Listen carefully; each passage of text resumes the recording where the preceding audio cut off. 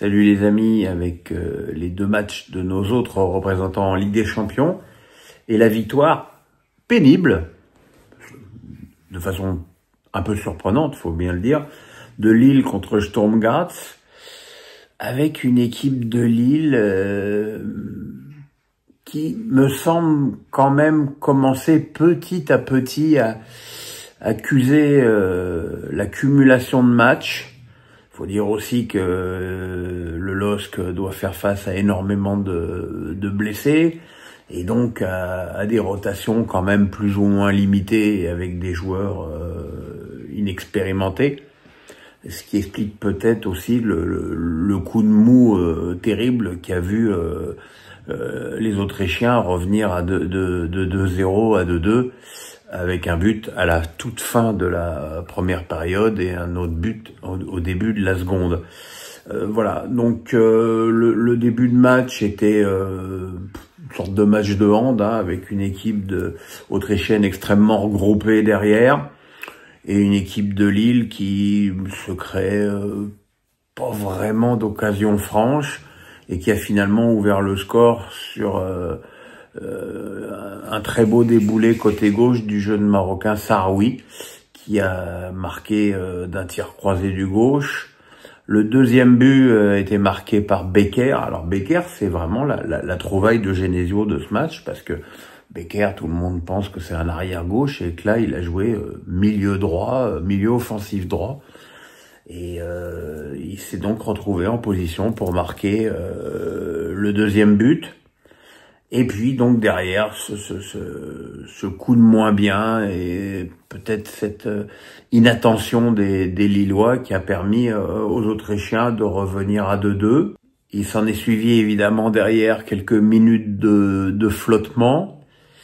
Et puis encore une fois le coaching de Genesio a fait la différence avec fantastique entrée d'Haraldsson, qui a d'ailleurs marqué le troisième but sur une passe pourtant pas extraordinaire de Jonathan David. La passe, elle est presque derrière lui, il se la ramène et il met une frappe en force magnifique. Voilà, de toute façon, l'essentiel est fait pour les Lillois qui sont d'ores et déjà qualifiés pour les barrages et qui peuvent peut-être espérer mieux. Alors peut-être pas Liverpool pour le prochain match, mais peut-être que ça se jouera le dernier face à Feyenoord, par exemple. Et puis dans l'autre match, Monaco n'a pas existé à Arsenal, avec un match qui finalement a ressemblé presque à s'y méprendre à celui qu'avait disputé le PSG à l'Emirates, c'est-à-dire une première mi-temps totalement inexistante du club français, avec peut-être même encore plus d'occasions pour les Gunners dans ce match que contre Paris. Deux duels gagnés par Majewski face à Gabriel Jesus, avant que Gabriel Jesus se mue en passeur pour trouver Bukayo Saka. Et à la mi-temps, c'était pas cher payé pour Monaco, qui était en plus totalement inexistant sur le plan offensif. Vous imaginez à la mi-temps un XG à 0,04, c'est-à-dire 0. Voilà.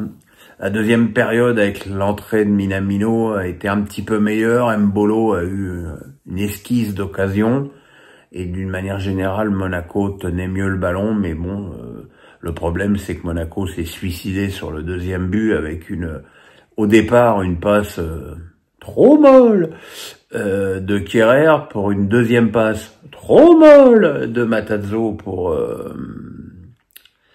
de Salissou, pardon, pour Majewski qui se fait contrer, et Saka qui marque le doublé, et puis Saka qui a offert le troisième but à Havertz ou à Kehrer contre son camp. On verra ce qui sera décidé dans les jours qui viennent. Voilà. Monaco a été trop inattentif sur le plan défensif, notamment sur le troisième but où tu as 4 joueurs qui se font éliminer sur un coup franc anodin sur le côté gauche et totalement inexistant sur le plan offensif. Donc c'est sûr que quand pas attentif derrière et que t'es inexistant devant, c'est compliqué de gagner un match, surtout contre un adversaire aussi costaud et aussi bien organisé que peut être Arsenal.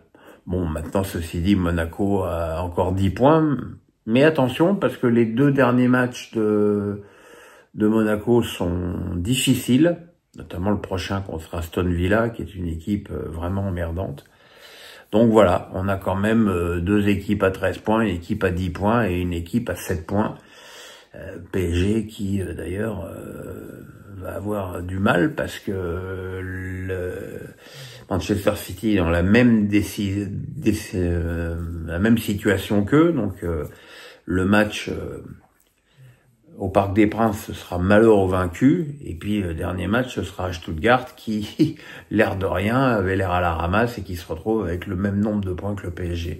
Donc, voilà, une situation compliquée, pour ne pas dire un peu compromise pour Paris, pour finalement se qualifier pour les barrages au mieux de cette Ligue des Champions. Voilà, on se retrouve demain pour l'Europa League et un assez alléchant Lyon, Eintracht Francfort, bon, Nice qui est presque éliminé contre la Saint-Gilloise.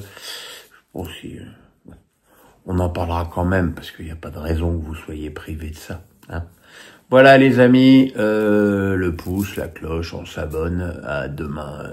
Passez une bonne nuit. Moi je vais me coucher. Hein, moi, Titi, on va se coucher? Oh là là, on va se coucher avec son papa? Bah, bien sûr, bah, bien sûr.